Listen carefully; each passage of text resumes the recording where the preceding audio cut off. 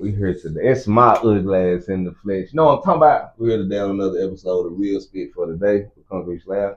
I am Concrete Slab, strength of the foundation, how to the know. Got the street screaming solid in you. Wearing purple. You might not like me, but yeah. Dude. Now I'm talking about fuck with a solid nigga, man. Go hashtag some solid shit. Hey, you know me, man. As always, I always have special people as guests.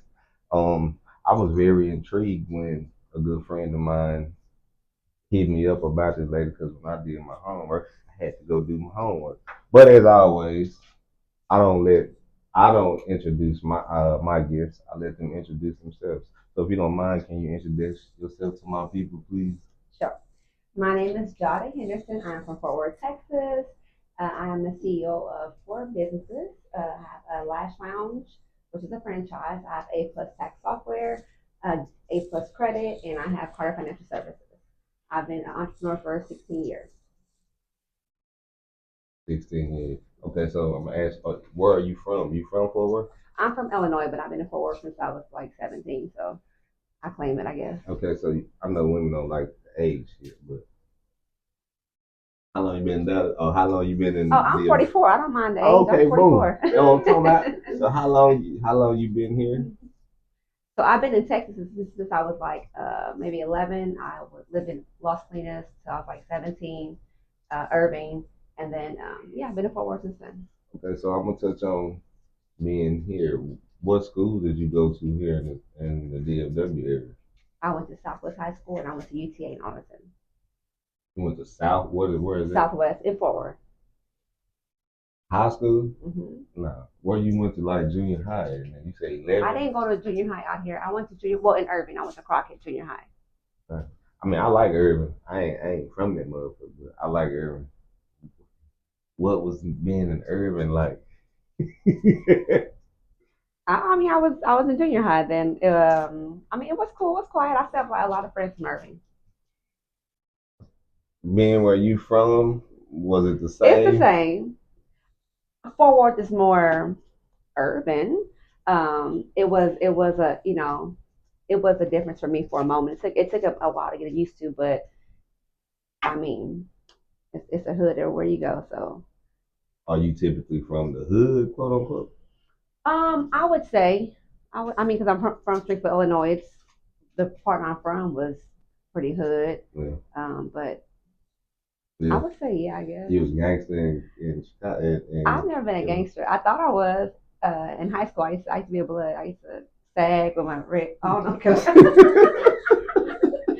to sag with my scarf in the back, and I was a little tomboy. Like what, seventh, eighth, and ninth grade. Okay. But I grew up. All I right. thought I was, but I really wasn't. You grew out of that. You said you went to what college here? UTA in Arlington. Okay, so what did um what did you major in? What did you go to college for? Psychology. I like to bring people and tell them about Oh themselves. Lord, that's unfair to me. You know what I'm saying? How did you get into that? Like, what made you want to go for that? Psychology. Yes. I like to understand people. Yeah, I bet. I like to see why people behave the way they do or why they think the way they do. I can diagnose you if you want me to. How long does it take?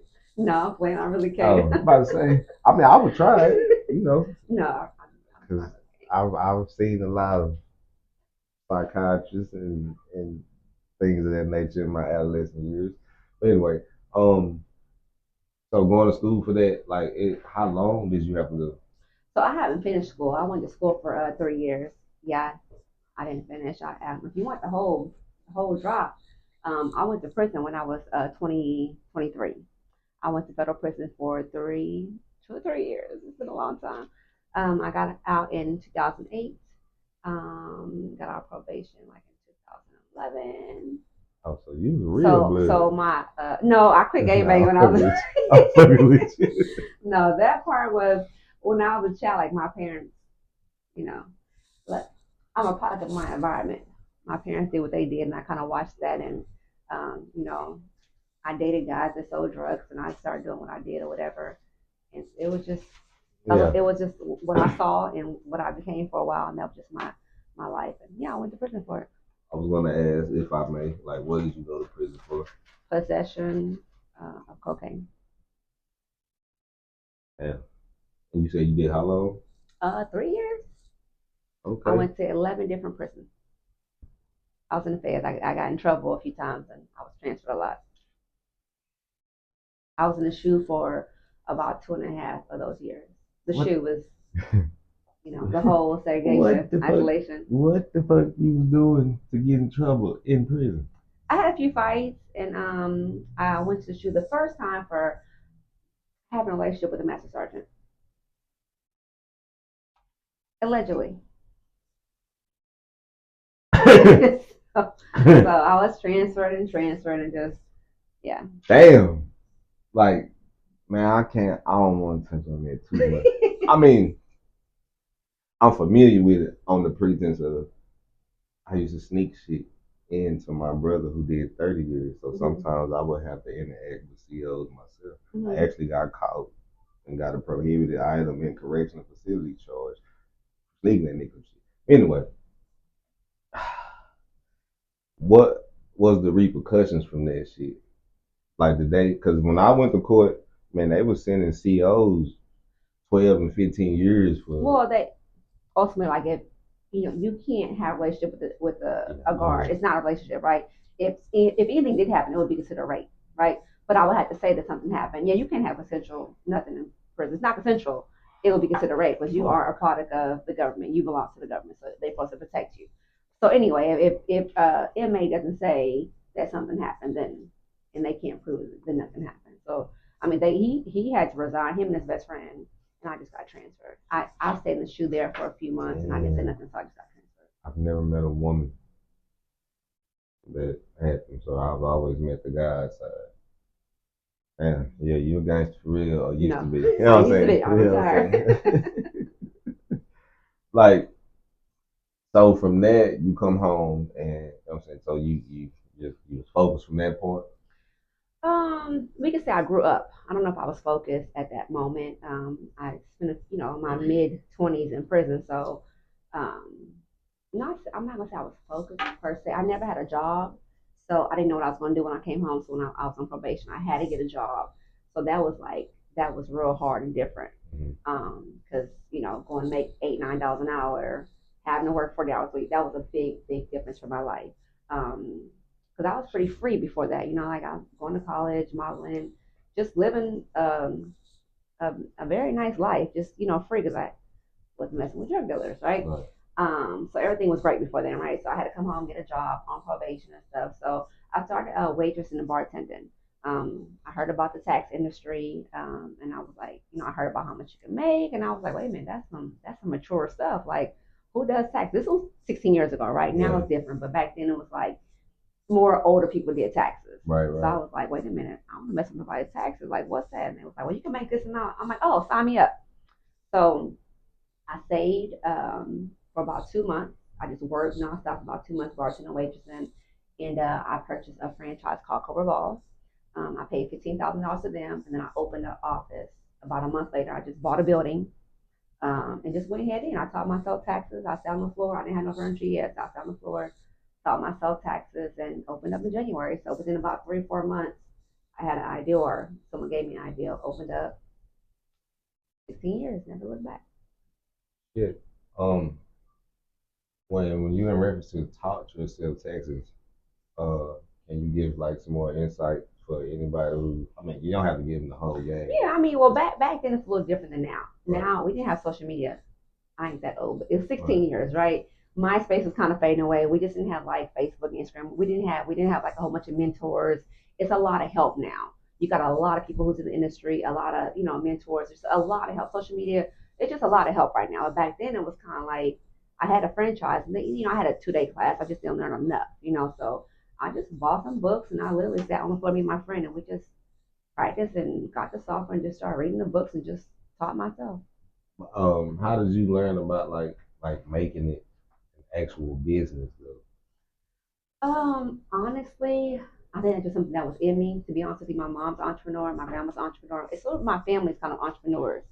So I don't think I probably was just raised that way. Um, I didn't have a mentor or anything. Nobody to really guide me or tell me this is what you do next. I have a good, a good mother and a good father. But I think it's just something I kind of was raised to kind of know. Yeah, I mean, I don't know how I knew. I think it's just in me, just watching my parents and my grandmother. Mm. All right. So you know what your first hustle was. You know what you have become. Um, in the tech, but I heard you say, how did you get into the? You said eyelashes. So I don't do lashes. I just I purchased a lash line. So I get my lashes done. And this place I used to go to a lot, I was like, oh, it's nice in here. It's real pretty, clean. I see it's always busy. I start asking questions. I'm an entrepreneur, right? I'm asking questions like, how many people y'all have coming in today? That I'm doing math. I'm like, okay, let me check into this franchise. So I checked into the franchise and I just purchased one. I kind of want to do something different. I'm always into finance and everything I do is kind of like bookkeeping finance. So I said, I'm not into beauty. I don't like doing hair or make, I don't like none of that stuff. But I was like, you know what? Let me do something a little different, because I already had a few other things going that was real good. So I just tried it and I purchased a franchise. It's called the Lash Lounge. Right. Mm-hmm. Okay. So I'm gonna go back to the Texas. Um, like you said, 16 years ago. So in that time, I was doing like somewhat illegal shit with some Haitians and Jamaicans. And so in reference to like when you was like it was different, I kind of know the difference as far as how it wasn't as strict then as it is now. But like getting into that business, um, like is it only profitable during tax season? Especially now, but even back then, I mean, my first year, I made $30,000. Remember, I started everything like in September, October, opened up in January.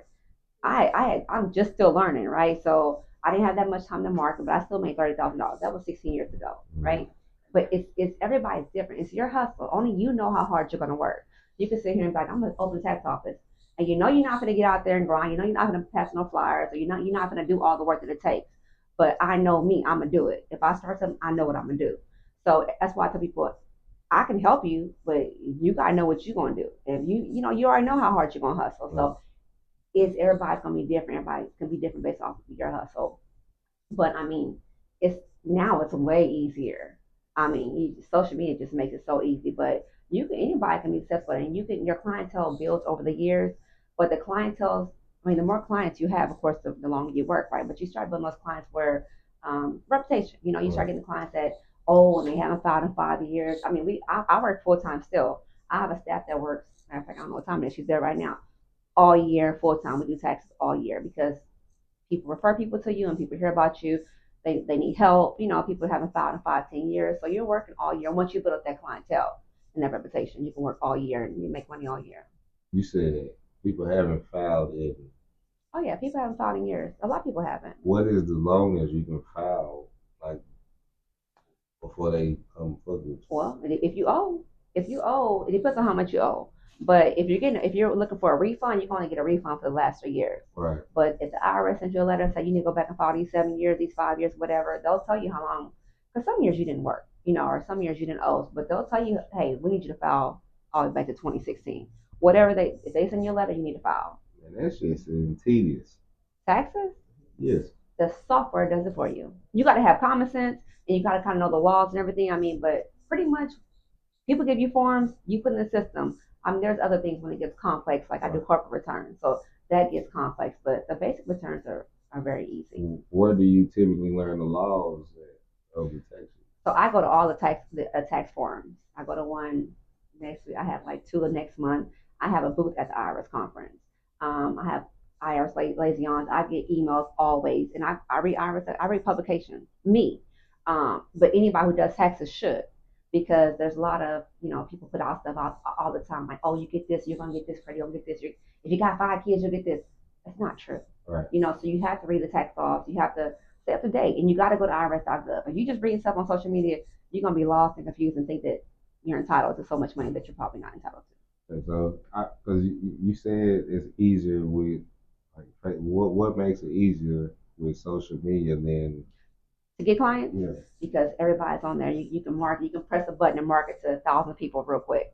versus back in the day when we didn't have social media, you had to get out there and get it. Right. Like right. I passed out like $50,000. I mean 50,000 flyers every year. Right. And so I would hire kids. I would give them $10 an hour or $30 a day.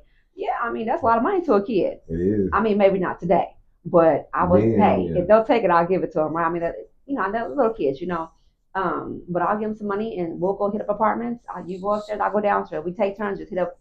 We'll hit up 10, 15 apartments a day with flyers. Just Walmart, Target, any shopping center. Every neighborhood, we hitting up the whole neighborhood. Do you not use that formula now? I do. I don't personally get out there. I love to though. I'm at the point now where I have to run my business versus work them so much. Right. But yeah, when you first start, you got to work your business. I mean, not saying that you don't have to anymore, but I have a lot of business now, so I have to run them versus just work. Okay, so when with like Texas saying confusion is head, when people file, whom they file with, can it sometimes like be they fault while one would get audited, like while they were getting in trouble? Like, what are some things that go on that'll make us, if we came to file with somebody and they was doing it, what do they typically do? What do they do to get you audited? Correct. I mean, fraud. As in, well, like when they say they be fabricating shit. Yeah. So a tax preparer, we can do a lot of things. I wouldn't say too much to get you in trouble. We can both get in trouble. Right. We can get in trouble if we had too many clients to get audited. Just say if I get 10 people audited. Right. And the IRS is calling all of them like, hey, you put a business on here, prove this. And they're like, I didn't put a business on there. All 10 of them gonna say the same thing. Because if you get in trouble, you're gonna blame it on somebody else. Right. I don't know about that. I don't know what you're talking about. I didn't tell her to do that. They're gonna get out of it, right? They're gonna try to. So you got 10 people that all say, I didn't tell her to do that. I don't know what you're talking about. Now IRS gonna say, hey, Jada, prove that these people gave you information about their business. That's how we get audited on our end, and that's how we can get in trouble. Because we got people over here saying that they didn't tell you to do that, or they don't know what that is, or and it's a pattern, right? So once the IRS asks them for proof and you can't prove, that's how you get audited. We get audited on this end. Right. Now you guys taxpayers get audited. They're easy. Just take one return, right? Because all them 10, they still get audited. It can be a lot of things though. People put, oh man, it's a lot. It's a lot. I mean, but basically the goal is to get them back the most they can get back. So you start doing extra things to try to keep that client, or either get them more money just so you can charge them more. That's one thing. Or you just getting them more money just to keep them as a client. And a lot of clients are okay with that until they get audited. Right. When they get audited, now you got them audited or you did that and they didn't tell you to. But what? Okay, before I answer that, what is the definition of being audited? So basically for them, a taxpayer, whenever the IRS asks you for proof of what you put on your tax return. Do they not get the tax return though back? Sometimes they can already have gotten paid, and IRS, because the IRS can go back and say, hey, prove all these years right here. Like this don't look right to us. Go ahead and prove these years as well. Or they can go, if they audit this year, they might audit you next year and the next year after that. It's very common. So that's when. So if they take one's income tax refund. Why does that happen? That's the audit. If they take it, yeah. So when you say take it, like some people if didn't they don't get their pay check you, back. they'll send you a letter and tell you why. So if you don't have a debt, then it's because you got audited, and it's not that they're taking it yet. They'll give you time to prove what they're asking to prove. Right. So just say this gentleman claims 2 kids are not his. He got one last name. They got 2 different last names. IRS says, hey, who is your last name is Michael? Their last name is Hector and Jose. I don't know, right? It just they question it. So if they can't prove that, they'll give you 30, 60, 90 days, whatever, to prove what they're asking you. If you don't send no proof, that you're not getting your money. How would I prove it? Well, I have to send pictures. I got to send mail. Well, if they're your kids, you pretty much have the proof they're asking for. So if you got 2 kids, just say you got 2 boys. The IRS wants to know where they go to school at. Show me proof that they're in school or daycare, because they should be registered from your address. If they live with you, like you said they did on your taxes, that means that you should have something showing they live with you. A lease. If you have a mortgage to pay, you don't have a lease. But school documents, medical documents from your doctor or their doctor, daycare if they're in daycare. So they give you a list. Birth certificates, and that gets complicated because they don't just want, like, just say you're the father, just say you didn't sign. Where's the mother birth certificate? proof that you're a father. So it can get complicated. They want to know these are your kids. You put that these are your kids, prove it. If you prove you like if you say that you're the aunt and you have custody of them, they want proof of that. And you got to prove that you're the aunt as well. Right. The birth certificate, legal document. Okay. What is the audit from your side? So I've never been audited, 16 years. You know what I'm saying? Shout But out to that. yeah, so I can't really just say from my own you know, from experience. They can pull a certain amount of files and say, show me proof that basically we do our due diligence. So show me that you ask certain questions that we have to ask, and that basically you can say that it made sense, um, and what documents they provided, or you have to have notes, or what documents they said they have. So if you come here with a business and I put all these expenses on your return, the IRS can say, hey, Jada, how do you know they had a business? Oh, he told me. That's not good enough. Did you put notes? What kind of business? How did he give you all of expenses and income? How did he keep up those records? So you can either keep the records or keep notes of how he kept up with the records, and that you either saw the records or he can provide the records to the IRS. So it's just us doing what you call due diligence, asking the right questions, and if it doesn't make sense, you're not supposed to file the return. Because that's my job to do my due diligence and make sure that what you're saying, I'm not supposed to audit you or go into your life like, well, where your baby mama? I'm not supposed to do all that, right? But you have to give me proof of what you're saying, or show me where you got the proof or that you have the proof. That's our job as a tax preparer. Okay, so I've been with women I've dated before. Like sometimes the tax people remind me of like car sales sometimes because they kind of coach you through like what you can get. Is that something good for us on our behalf? To if somebody's doing that, should we listen to that or be like, hold on now? So I'll say this: if it sounds too good to be true, it probably is. I mean, it's really common sense. It really is. Like if you didn't work all year, you're not supposed to get back 8,000. How are you getting back? I'm giving you an example. How are you getting back? The word "back" is important. How are you getting back 8,000 if you didn't work or put anything in? Right. You shouldn't get nothing back. Okay. So it's really common sense. So people know on both sides. You know when you're not supposed to get that money.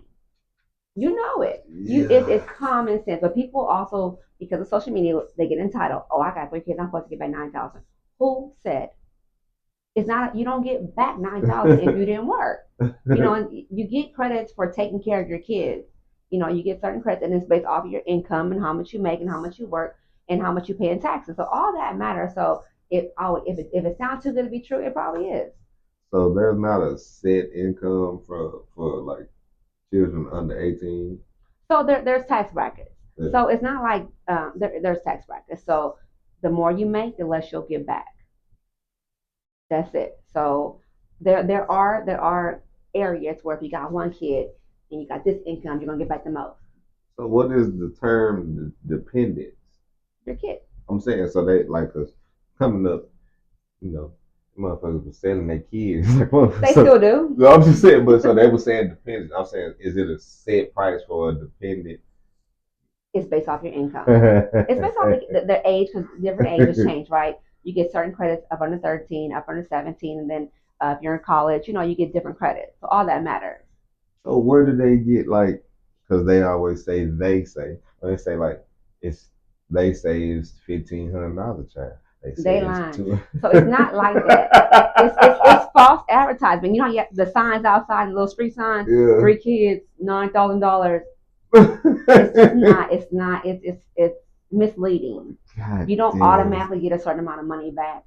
But it's based off your income and how many kids you have. You know how many black folk think they be selling them back, think it's a $2,000. Yeah, they do. They think that I automatically get this and this and this because tax preparers have made you think that this is automatically yours, and it's just not true. If everybody did taxes this year, if everybody did the right way, 100% the correct way, 90% of people probably wouldn't get a refund. And probably 80% of people probably couldn't even file because they don't work. You'd be amazed how people don't work. I'm gonna ask you this because I stopped doing it a long time ago. See? No bullshit. How does that work for the people that don't work? How are they able to get over or get that shit through to get a refund? So they don't work and they have kids, or they don't work and they don't have kids? I mean, they don't work. They don't have any dependents they carry. So they don't work and they don't have kids.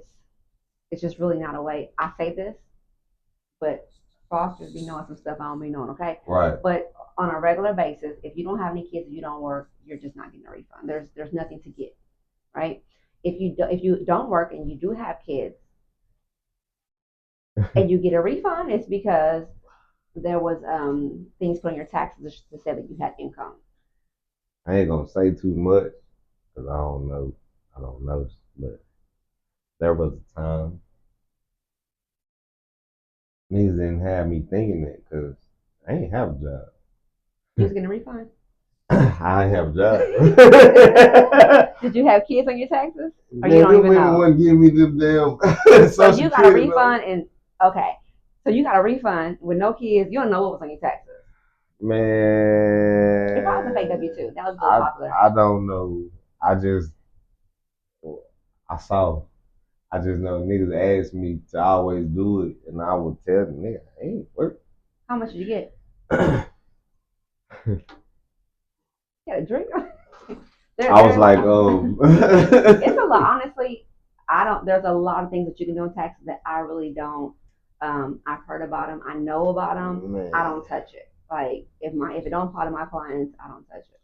And this shit was like 2007, 8, 9. Well, probably 7 or 6. I'm gonna ask you. Over the years, there's been a lot of stuff though. There's been a oh, lot back of stuff then it was easier. I'm gonna ask shit off him, but because I never knew how they did it. But what was your inspiration other than just being an entrepreneur to choose like tax? I just knew how much money you can make. From who? I didn't want to do it. A friend at the time. So you've always been into I always like sales, money. But not even sales. It's not. I just like money. And so if you tell me, at the time they was like, oh, you can make $100,000 3 months. All right, cool, let's do it. So. Like what you mean? Well, like okay, that was 16 years ago. I mean, you still can. Is it a set commission that you get off? It's just hustling. I mean, it's just getting clients. It's just. I mean, is it a set percentage that you would get off one's refund? Oh, so some people do that. It's not. No, you're supposed to charge based off of. I mean, people charge how you want to charge, right? But you charge based off of the work that you do. So if you got 10 W-2s in a business and 3 kids, like every form that you pull may have a fee to it. So on average, like if you got 100 clients, you may make $40,000 on average. Some people won't make $100,000 because they're gonna charge everybody $1,000. So everybody has their own. Okay, price. So is that like the minimum? No, you can charge what you want. You can charge 100. You can charge 400. 400 is average. 400 is average between a business and a regular turn. If you compare it to big business like H&R Block, Jackson Hewitt, and Liberty. In our community, the average is probably closer to $800. We tax. we tax. We tax. We hook up. We tax. Is it taxing or is it? It's taxing. Just yeah. It's taxing. Why you think they don't go to the H&R Block and all that? People go to who they can relate to for first, right? Where they're comfortable. But they also choose people because they know they're going to hook them up. If I heard that you be getting everybody audited, but you be hooking everybody up, and I want to get hooked up, although I know that you be doing messed up stuff, and I want to get hooked up, I'm still going to come to you, just so I can get hooked up. Now, when you get me audited, I'm mad at you now, and I'm telling about how you got me audited. But I already knew what you was doing before I came, and I still chose to come. So that's just the way it goes.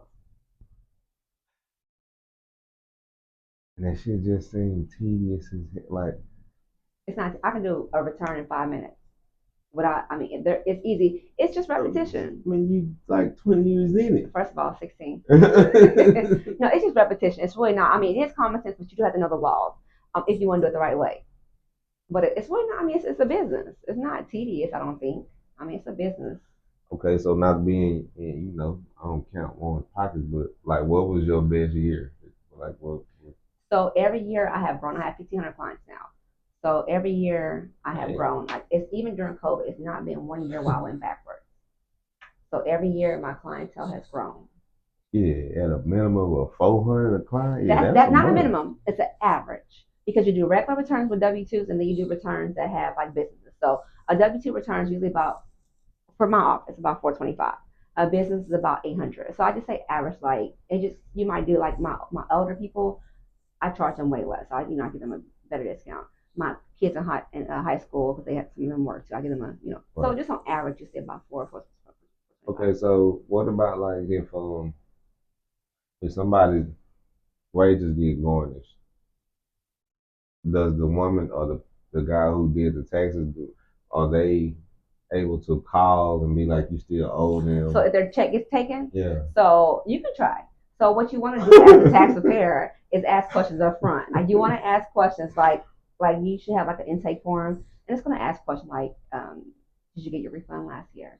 If they say no on the form, or if you conversation, right? Did you get paid last year? Oh no, I don't know what happened. I never got my check. That's a red flag for me. I'm gonna ask more questions because if you didn't get paid last year, you probably won't get paid this year. So you have to ask questions, and build their reputation with your clients so you can kind of know the situation. But if they're a returning client, you pretty much know they're good because they were with you last year and Right. they got paid. But if they're new, you want to ask questions. But if they get their check taken for child support, student loans, for whatever, it could be a lot of reasons. It could be FEMA, it could be a lot of stuff. They get their check taken. There are programs that the bank provides where they can go into their account and get your money if you opt into that program. I don't like it because I don't want to go take money out of your account at Christmas or whatever. Now you mad? Come out to me. I don't do it. I prefer to ask questions up front. If you owe me, I'm still gonna market to you and try to get you to come back next year because I want my money next time. Wait, so you can over The bank will go in there. There's a program where the banks will. There's a program. The banks will go in their account and take the money out. Um, yeah. like a direct debit. Yeah. Yeah. Motherfucker Planet Fitness just hit me up today. I was disputing that shit. Damn. So, but I'm saying, so if my check was to get going, how do you get paid or what you don't? No. So I would either charge you up front if I know you got a debt. I would charge you up front, or yeah, you would just owe me. Man, I know a person who that shit happened, but whoever they filed with, they came and said they still owe them the fee for. I mean, you really do. I mean, because I did a job for you, and So I didn't get paid. that's not wrong. No, because I did your taxes. It's not my fault you owed. If I'm charging $4, you still owe me $4 in real life. Yeah, because I was like, man, you need to go holler at them. You should take care of them. You should take care of them for a lot of reasons. They did the work for you. That's one thing. Second thing is they got your information. Nah, I was like, you need to go holler at them motherfuckers, get your money back. Now, I didn't think like what you saying. So, but saying I didn't. I was like, man, they took your money. How the fuck No, can they you took pay the money me? because they had a debt, right? They probably owe child support, like I said, student loan. It could be a lot of reasons why they owe. It could be previous years. That's not our fault that you owe the IRS. You still owe me for doing my work. Really, by discretion, by who's doing it. I mean, you should pay them if they did the work. Well, shit, they was waiting on the money. That ain't gonna do it me. That ain't gonna do it me. I did my job. I'm supposed to get paid for doing my job. Hard, but it's fair, y'all. It's fair. Damn. So, it like, excuse me, you said with child support, do they give y'all notifications? No. We used to. Well, there's a number that a client can call to see if they have a debt. We can't call it because they got caller ID. I remember that number they gave before. Yeah, we used to call it back in the day, but they got caller ID, and we're not supposed to call because it's your information. So if you want the client to call, they can call and see if they have a debt, but we're not supposed to be able to check on their debt. It's their personal information. Like starting your business, like what are some challenges that you have faced from the beginning to now? Like what? I will say, I don't believe in partners. You don't believe? No, I don't do business partners. Nobody works as hard as they say they're going to work. Even if you have two different jobs, two different tasks, for me, it just does not work, and I just would never do a business partner. In just that profession? I wouldn't do a business partner in nothing. Oh, okay. I wouldn't. I don't know who works for, but what you got? I mean, it might work for you. But for me, I know how hard I work. Yeah. And people will say that everybody said they're gonna work hard, and everybody swear nobody work harder than them. And people are shady when it comes to money. People, no, I don't move. Money don't move me, but for some people it does. And so you won't know that until you're in a situation where money's on the table and your partner's, done got a little money hungry. So yeah, I don't even want to play them games. And see, I can attest to the money part, but I've met individuals who had just as much drive as me and hustle. It just when the money came aboard, it was that's But where we you kind can of have differed that drive and that hustle. We can both have it, right? Mm-hmm. But and I'm not saying me, I'm not like this, but if we go into business and I know you're gonna bust your butt, I might just let you bust your butt. I might let you work hard for this business. I know you're gonna work hard. And I might focus on this other business I got going on. People do it. Hey, it's not. I would never do it, and I wouldn't even recommend nobody do it. I'm not gonna tell you don't do it, but if you ask me, I'm gonna say don't do it. I I get both. Unless all you got is the money to offer, and they got the hustle. I get both. It's just if I know one has a whole nother business idea entity that he wants to focus on or she wants to focus on and can't give me the same, I'm already not gonna do that kind of business adventure with them. But I mean, I only speak from like I guess the industry experience, but it's kind of similar because it's all the entrepreneurship. Yeah. The niggas ain't loyal. Niggas gonna change over some paper. People But move for money fast, yeah, and you be thinking like, I mean, I don't put people on, like put them on, and it comes to a few pennies, they move. right. Like, and it hurts your feelings because like, dang, you didn't know nothing about this. I put you on, like Right. you had not that you had nothing, but when it comes to this, like you had nothing. And You had on. nothing. She ain't No, gonna no, say I'm it. just saying, like, you can put somebody all the way on, and you feel like, not that you're loyal to me, but like, this dude come to you gonna move for $1, and I put you on. It's weird behavior to me. Yeah, I know. Yeah, I don't like them people. I definitely know. But once you know how they are, you gotta move accordingly. Yeah, you take them too, but that's when the nigga was younger. Anyway, uh, um, 16 years. So, would you teach? I mean, would you tell other, especially young women, but would you tell like other youngins to join that profession or maybe get into that? I think it's a good industry. I mean, I know it's a good industry. I mean, I actually have about 200 people up under me that do taxes. They do taxes, they sell software, and I mean, they make good money. Some don't, because some don't do nothing, and that's their hustle. Wait, they sell software. Like how you sell software? So when you do taxes for a living as a professional, you have to use professional software if you want to get paid out through the bank.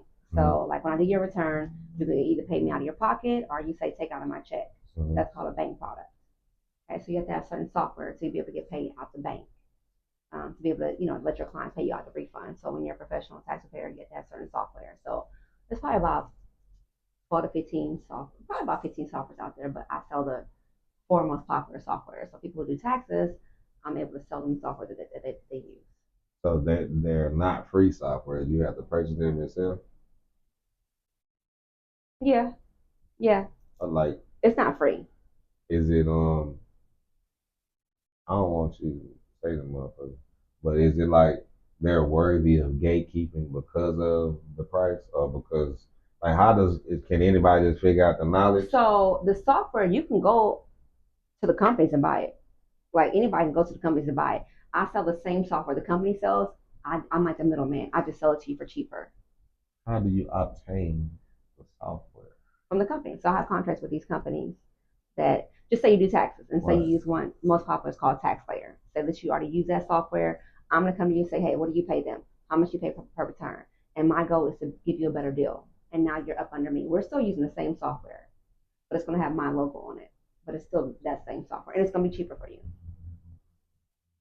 So if one buys the software, they have to like download it to the computer. Yeah, well, we have support that helps them with all that. But yeah, you can download it or you can log on to the cloud, which is internet. Shit like AOL, like AOL.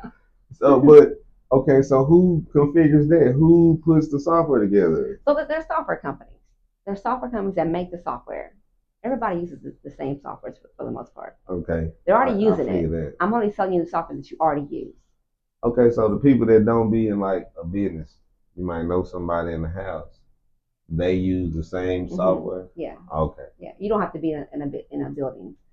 If you do taxes and you want your client to pay you out of their refund, you got to have professional software. Because you have to submit to the pretty And the much the bank same has to one. pay you, and the Okay. bank pays the taxpayer. Okay, so like the bank, is it the same bank that pays the people? Like as So far when the taxpayer gets paid, they'll pay the taxpayer, and they'll pay you as a taxpayer. what bank is? So that it's not like Chase or Bank of America. There are certain banks that are there just for refunds, for tax refunds. This is what they do. Man, what banks is this? I mean, Refund Advantage, Santa Barbara. I mean, there's it's a few banks, but they're just for like tax, for the most part, for tax refunds. I never knew that. I never knew at least that part. Um, are they like so when people get advances, those be loans? Out their refund. Mm-hmm. So if they're getting back 7,000, the bank may say, okay, you're getting back 7,000. We'll give you 1,500 now, and when you get your 7,000, we'll take it out of that. No interest or with interest? It depends, but yeah, it depends when you get the loan and how much it is. Okay. Like when that's done, why is it that everybody doesn't offer? Like why some places? So offer the loan? Yeah. Well, you have to, as a tax professional, I have to qualify for the loan. So if it's my first year, I don't qualify to offer those loans. As a business? Yes. Okay. Okay. So that's one reason. Then we do pay for those as well, some of them. So we may not want to offer them because it does cost us. We have to pay. Hell no. I will offer that shit either. I mean, it helps his clients though for some people. If that's your target market, it can help you get more clients. But is the more clients, the better? Yeah, the more clients, the more money. Would you want 100 clients or 1,500 clients? 1,500. I'm saying because like without knowing, I thought it was like with a bun, it's a 10%. Oh no. I thought it was a certain some people do percentile that that's everybody. Not normal. You That's not right, but some people do that. Motherfuckers just adding their price. Okay. Yeah, you could. It's your business. You can make your price whatever you want to be. Like how you say you had 200 people. How does one how does one like get under you or get hired by you? But I don't hire. They're their own business. They're their own boss. But I mean, I market. So they call me or whatever, and I sign them up. I give them software. I train them. We have classes. We have about 20 classes throughout the year that we do continual training. So once you're up under me, I'm basically your mentor. Yeah. See, I see your shirt. Shit. I like the branding. Yeah. Who taught you about how you brand? I don't know. I really don't. Yeah. I don't think I never had a mentor, so I can't just give anybody credit. I don't know. I just learn and go with the flow. Do my best and keep going. Yeah. This nigga old bald head. I would say okay, because I want to hold you up too long. I asked this. I like the way you speak. I ask this question a lot to my guests. If you was booked at a seminar and you had to give like some advice to the youngins going forward, could you give my people the answer as far as the advice you would give the young men and the advice you would give the young ladies for what they are expecting in their adulthood? Just business in general, or just in general. Just in general. Oh, I don't know. I would say, I guess a few points. I would say, and it sounds corny. Choose your friends wisely. Watch your surroundings. Be conscious of who you pour into and who pours into you, because that makes a big difference. Find a mentor, or a big brother, big sister, whatever. Find somebody who is where you want to be, or go in the direction that you want to go into. Listen to your mom and dad. It sounds corny, because we've been here. We've been here a lot longer than you, so we've experienced a lot of stuff that you think that you know more than us. But your parents do have a little insight in life.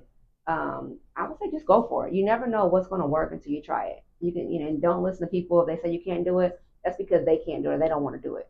Don't listen to no negativity. If you want to do something, just go for it. And if it doesn't work, try something else. I've had more business. I've had a lot of businesses. It didn't all work. So if everything's not for everybody, and everybody's not for everybody, so try it. You won't know if it's gonna work or not till you try it. If it don't work, try something else. And life is too short. Also, let me just add that life is short. And this is my love. Like, ladies, keep moving. He hurt you, keep moving. Do some push-ups. Don't let a man hold you down. Don't let him have you depressed. Like, there's a billion men out here. Keep moving. Men do the same. Like, don't let nobody hold you down and keep you sad or have you depressed. Life is too short. Like, it's so short. Like, enjoy your life, have fun. Go for what you want to go for, and just focus on you and your kids. Don't focus on no man or no woman to the point where they have you, where you stagnant and not moving forward. Like, you got to focus on your life and be happy and be healthy. Just like that. Y'all heard it, you know what I'm saying? Is there anything or where can my people follow you at, or what you want to leave my folks with? Well, my name is Jada Henderson, Jada Henderson. I am on Facebook. I am on Instagram as, shoot, I think it's Jada_Henderson. I don't even know who I am. I am Jada Renee. What is my Instagram? Well, look up Jada Henderson, Jada Henderson. Yeah. Um, I don't even know. Jada Henderson. Yeah. Hey, so my business is Carter Financial Service, A Plus Tax Software, A Plus Credit, and the Lash Lounge. So you can find me anywhere. I'm in Fort Worth, Texas. Not hard to find. Fort Worth, Texas. You know what I'm talking about? Hey man, I'm gonna say this, man. I have enjoyed you. Appreciate my. I enjoy being here. You know what I'm saying? And I got a whole bunch of tax questions. I'm gonna let you go. You know what I'm saying? Hey, thank y'all for tuning in. Thank you.